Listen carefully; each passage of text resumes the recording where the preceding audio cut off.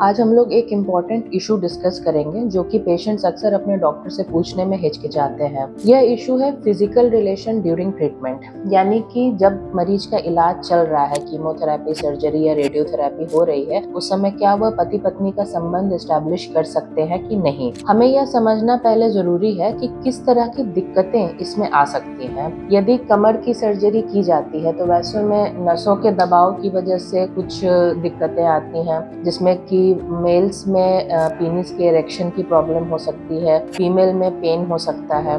इसके साथ में यदि कीमोथेरेपी चल रही है तो कीमोथेरेपी से जो ब्लड काउंट्स होते हैं या इन्फेक्शन फाइटिंग सेल्स होते हैं वो कम होते हैं। जब संबंध बनता है तो उसमें फ्रिक्शन यानी कि रगड़ की वजह से कभी कभी ब्लीडिंग होने की संभावना होती है और बैक्टीरिया के प्रवेश का एक मार्ग बनता है। तो कीमोथेरेपी के दौरान इन्फेक्शन होने के चांसेस बढ़ते हैं। जिस समय कमर की रेडिएशन लग रही होती है तो रेडिएशन हम लोग अभी तक बहुत बार बात कर चुके हैं कि local effects, local side effects होते हैं। तो कमर के रास्ते में यदि रेडिएशन लग रही है तो जो बच्चेदानी का रास्ता होता है या लैट्रिन का जो रास्ता होती है उसके अंदर की जो परत होती है वो काफी पतली होती है, उसकी जो थिकनेस होती है वो और घट जाती है रेडिएशन के दौरान। तो जब संबंध बनता है तो उस समय फ्रिक्शन की वजह से उसमें छिल जाने या कट जाने या पेन होने की संभावना होती है। ऐसा कुछ नहीं है कि कैंसर के समय फिजिकल रिलेशन करना मना होता है, लेकिन ये टोटली आपका पार्टनर जिसका इलाज चल रहा है उसके कंफर्ट पर डिपेंड करता है। कुछ चीजों का हमें ध्यान रखना होता है, जैसे कि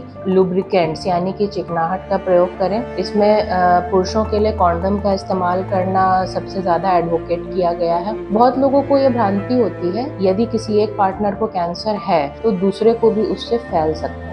यह गलत है। संबंध बनाने से कैंसर नहीं फैलता है। आपके पार्टनर को यदि आप टच करते हैं, हक करते हैं या संबंध बनाते हैं तो यह उसे साइकोलॉजिकल और इमोशनल सपोर्ट देगा, यह आपको कैंसर नहीं देगा। इसमें बहुत जरूरी है कि पार्टनर के कंफर्ट को हम लोग अच्छे से डिस्कस करें। सर्जरी, कीमोथेरेपी और रेडिएशन थेरेपी के बाद होने वाली जो दिक्कतें हैं वो आप अपने ट्रीटिंग ऑन्कोलॉजिस्ट से डिस्कस करें और इस बारे में सही सलाह सामने सामने लें। एक और चीज जिसपे मैं गौर करना चाहूंगी कि जो हार्मोनल थेरेपीज होती हैं, बहुत बार ब्रेस्ट कैंसर के केसेस में या प्रोस्टेट कैंसर्स में, इसमें महिलाओं में, पुरुषों में हम लोग हार्मोनल थेरेपीज देते हैं। हार्मोनल थेरेपी की वजह से जो डिजायर होती है बहुत बार फिजिकल रिलेशन की वो घट जाती है। महिलाओं में कई बार अर्ली मेनोपॉज आता है जिसकी वजह से कि वजाइना में ड्राइनेस होती है, फिजिकल रिलेशन करते समय पेन होता है। तो ऐसे में लुब्रिकेंट्स का प्रयोग करें, चिकनाहट का प्रयोग करें, कॉन्डोम्स का इस्तेमाल करें। इसके साथ ही साथ पेल्विक फ्लोर एक्सरसाइजेस